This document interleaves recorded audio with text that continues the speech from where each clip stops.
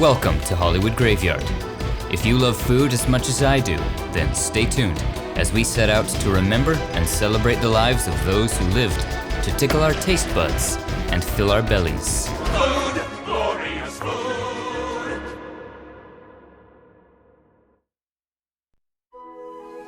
They say breakfast is the most important meal of the day. Well, one man has helped generations of us start our day off on the right foot. And we travel across the country to Battle Creek, Michigan and Oak Hill Cemetery to find him. W.K. Kellogg, the founder of the Kellogg Cereal Company. In the late 1890s, Kellogg was experimenting with flaked corn and would change breakfast forever with his new cereal product, Corn Flakes. He formed his company in 1906, originally called the Battle Creek Toasted Cornflake Company and later renamed Kellogg's. Corn Flakes became immensely popular, and other products would soon follow, including Bran Flakes, Raisin Bran, and Rice Krispies. Over the years, Kellogg's would expand its product line to include everything from biscuits to Eggo waffles.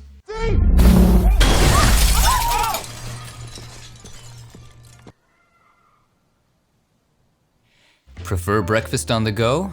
Let's stop at one of LA's most iconic food landmarks, the most famous donut in the world, Randy's Doughnuts, which has been seen in a number of movies over the years.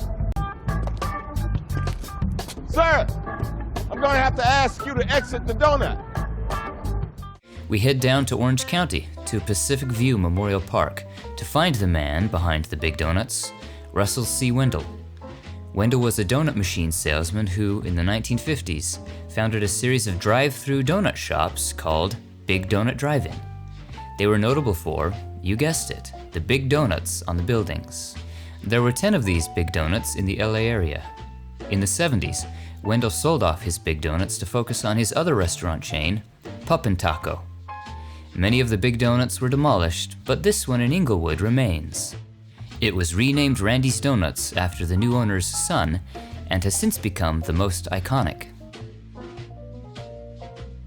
If a more substantive breakfast is more your speed, let's head north to Eden Memorial Park and pay a visit to Al Lapin Jr.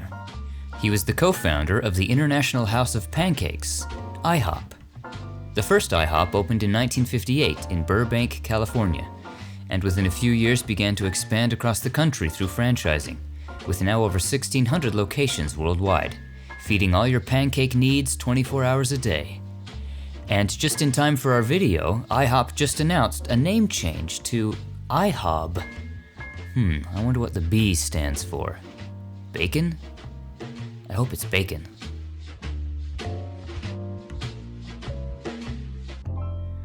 Lunchtime already? How about burgers for lunch? At Forest Lawn out in Covina Hills, about 30 miles east of Hollywood, we find the couple who would define the Southern California burger experience. Animal style if you're so inclined. Harry and Esther Snyder were the founders of InNOut. The couple founded the first InNOut in Baldwin Park in 1948 as the first drive-through hamburger stand in California. And a stand it was, a mere 10 square foot building. Harry would visit the local meat and produce markets for their burger ingredients while Esther handled the accounting. Harry also innovated the two-way speaker system, which would allow customers to place an order without having to leave their cars. Over the decades, InNOut has become the quintessential Southern California burger joint, with its fresh ingredients, simple no-frills menu, and affordable prices. Looking for a few more options in your burger? Let's head to Carl's Jr. At Holy Sepulchre Cemetery in Orange County, we find the founders of Carl's Jr., Carl and Margaret Karcher, whose grave rests here next to the statue of St. Francis of Assisi, donated by the Karchers. The couple's first foray into fast food began as a hot dog stand in Los Angeles in 1941, followed by a restaurant in Anaheim called Carl's Drive-In Barbecue. Carl expanded the business by opening the first two Carl's Jr.'s in Anaheim and Brea in 1956. They were named Carl's Jr. as they were smaller versions of his original restaurant. That same year, the chain was officially renamed to Carl's Jr., and the fast food chain took off from there. While InNOut has forged a special place in California and the West, and Carl's has a pretty decent presence nationally, Another burger chain has pretty much taken over the entire world: McDonald's. We head out to Cathedral City and Desert Memorial Park to find one of two brothers who founded McDonald's, Maurice McDonald. With his brother, Richard, Maurice opened a barbecue restaurant that would become the very first McDonald's in San Bernardino, California. In 1948, they redesigned and rebuilt their restaurant to focus just on hamburgers, fries, and milkshakes. In the age of the slow and inefficient drive-in and car hops, the brothers introduced a new style of fast food service, which they coined the speedy service system. It consisted of a restaurant with no interior dining, no waitstaff, disposable single-use packaging, a highly efficient assembly line kitchen, and pre-cooked hamburger patties. McDonald's Hamburgers was a hit. To find the other McDonald brother, Richard, we have to head across the country to Manchester, New Hampshire, and Mount Calvary Cemetery. Richard's niche is located in the Chapel American Saint Mausoleum. With the success of their McDonald's restaurant, the brothers began to franchise in Phoenix and elsewhere in California. It was Richard who suggested the implementation of the double golden arches into the architecture of the restaurants. As the chain grew, the brothers were eventually bought out, and sadly, the original McDonald's in San Bernardino no longer exists. But the site has become a historical landmark and museum. While the McDonald brothers founded McDonald's and innovated the fast food industry, it was another man who turned it into the international juggernaut that it is today. We now head down to San Diego and El Camino Memorial Park. In the Mausoleum of the Bells, we find Ray Kroc. He was a milkshake mixer salesman when he learned of the McDonald brothers restaurant in San Bernardino. Impressed by what they were doing, Ray wanted in on the action. In 1954, Kroc partnered with the McDonald brothers to spearhead the franchising. Kroc's first McDonald's franchise opened in Des Plaines, Illinois in 1955, often misidentified as the first McDonald's. It was Ray's first, but not the first. Ray worked tirelessly to expand the brand, setting strict guidelines for franchisees and making sure it remained a family-friendly restaurant. When his vision of expansion began to clash with the McDonald brothers, he bought them out. McDonald's is now the world's largest restaurant chain by revenue, but one restaurant has them beat in sheer number of locations: Subway. A biopic was made about the McDonald's story, starring Michael Keaton as Ray Kroc, Nick Offerman as Richard, and John Carroll Lynch as Maurice. Maybe burgers aren't your thing. How about a hot dog? In Hollywood, Pink's is the hot dog that reigns supreme. At Hillside Memorial Park, we find the graves of Paul and Betty Pink, founders of Pink's Hot Dogs, a Hollywood legend since 1939. Nearly 80 years ago, the Pinks opened a little hot dog stand on wheels at the corner of La Brea and Melrose, selling their trademark chili dogs with an oversized hot dog for 10 cents. In 1946, they traded their wheels in for a building, which has stood ever since. Several other locations have since opened, including at City Walk and Las Vegas.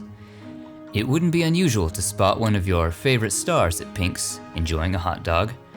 And over the years, Pink's has even crafted and named specialty dogs for Hollywood, like the La La Land dog, the Marlon Brando dog, the Hollywood Walk of Fame dog, and the Betty White Naked dog, which has nothing on it. Maybe someday they'll make a Hollywood graveyard dog. What do you suppose would be on a Hollywood graveyard dog? Some gravy? A couple of sliced grapes, maybe? Yeah, that sounds about right. Outside of LA, if you want a hot dog, you might head to Wienerschnitzel, the world's largest hot dog chain. Back down at Pacific View in Orange County, we find the founder of Wienerschnitzel, John Galardi. The chain was founded by Galardi, a former Taco Bell employee, in the Los Angeles area in 1961. To date, there are over 350 Wienerschnitzel locations, famous not just for hot dogs, but chili dogs and corn dogs as well. After lunch, our breath could probably use a little freshening before heading back to work. William Wrigley Jr. helped us out with that. Entombed here in the Great Mausoleum at Forest Lawn, Glendale, Wrigley is famous for Wrigley's chewing gum. In the 1890s, Wrigley was selling baking powder and offering 2 packages of chewing gum as a bonus. Well, turns out the bonus product was more popular, so Wrigley shifted his focus to the manufacture and sale of chewing gum, with which he made his fortune. Popular products include Wrigley's Spearmint, Double Mint, and Juicy Fruit gum. Wrigley's has since become the largest chewing gum manufacturer in the world. In 1921, Wrigley became majority owner of the Chicago Cubs, and their ballpark, Wrigley Field, bears his name. The day has worn on, we're home from work now. What to do for dinner? After a fast food lunch, maybe we should think a little more healthy for dinner. How come we can't ever have just like a salad? Good idea. If you've ever made or ordered a Caesar salad, you can thank Cesare Cardini, buried here at Inglewood Memorial Park. Cardini was an Italian-born chef, hotel owner, and restaurateur. He created the Caesar salad in the 1920s when, according to his daughter, the kitchen was low on supplies and he had to make do with what was available. There are many variations of the Caesar salad, but core elements include romaine lettuce, croutons, Parmesan cheese, oil, lemon juice, and pepper. Want more stuff in your salad? Try another Hollywood legend, the Cobb salad, created and named for restaurateur Bob Cobb, whose crypt is found here in the Freedom Mausoleum at Forest Lawn, Glendale. In addition to lettuce, the Cobb salad includes tomatoes, bacon, chicken breast, hard-boiled eggs, avocado, cheese, and more. The salad is said to have either been created by Cobb himself or by a chef at Cobb's restaurant and named in his honor. It was created sometime in the late 20s, early 30s at Cobb's infamous Hollywood restaurant, the Brown Derby. The Brown Derby restaurant chain, notable for its original building that actually resembled a Brown Derby hat, became iconic Hollywood landmarks and hotspots beginning in the 30s. On any given night, you might have bumped into your favorite stars dining there, from Clark Gable to Gloria Swanson. And if you didn't see them in person, their caricature was likely on the wall. The Brown Derby even made guest appearances in movies and TV shows, including an episode of I Love Lucy with William Holden. Cobb salad. Yes, sir. And a cup of coffee. Yes, sir. And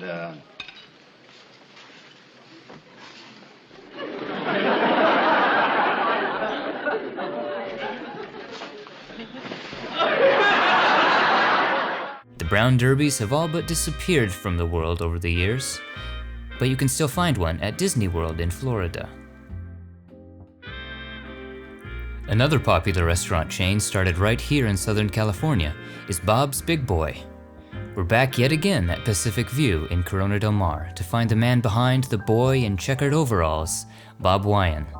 In 1936, Wian founded Bob's Pantry in Glendale, a hamburger stand that later expanded into a drive-in restaurant. Soon after opening Bob's Pantry, he created a special double-decker hamburger called Bob's Big Boy. The popularity of the name and the burger soon led to a rebranding of the chain as Bob's Big Boy, and soon Big Boy restaurants began popping up across the country.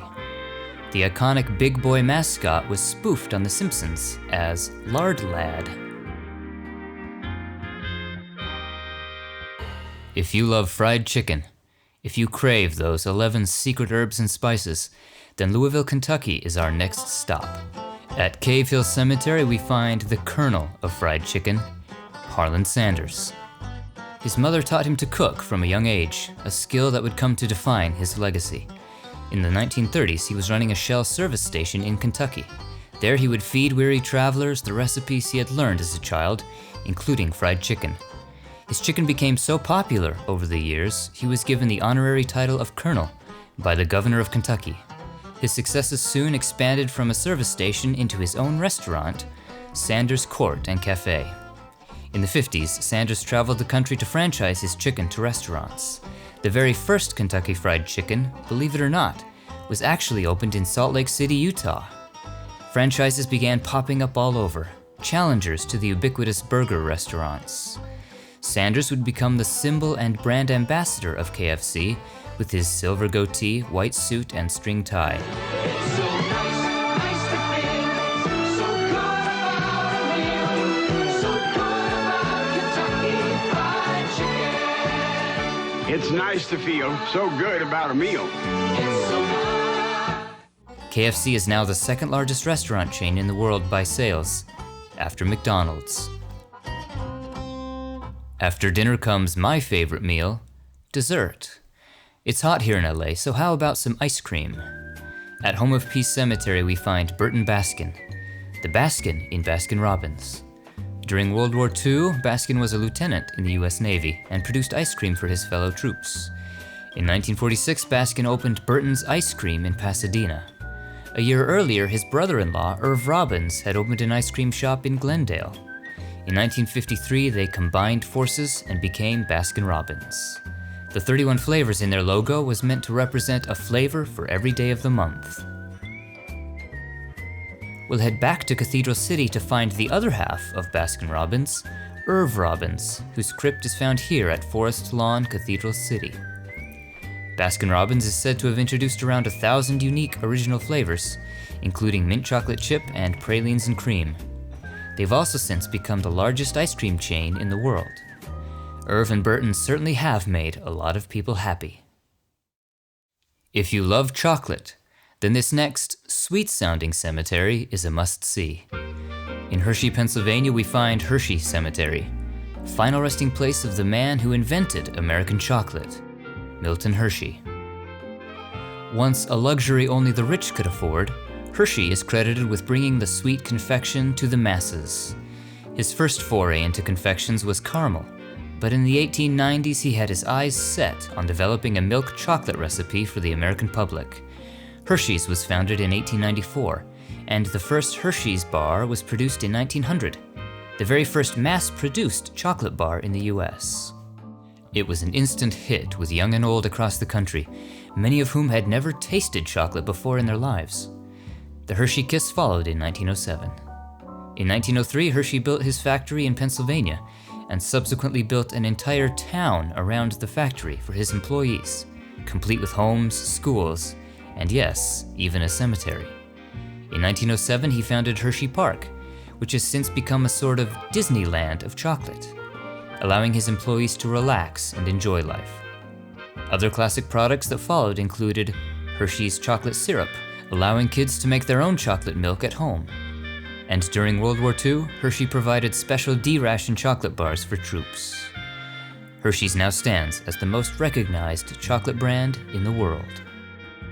As I see it, in the long history of our species, there have been 3 innovations that have improved the quality of life for humankind by leaps and bounds: the wheel, penicillin, and the Reese's Peanut Butter Cup. The man we have to thank for the latter is also here at Hershey Cemetery, H.B. Reese. He was working for Hershey when he began to experiment with his own confections in the basement of his home, and by 1923 he had formed his own candy company, H.B. Reese Candy Company.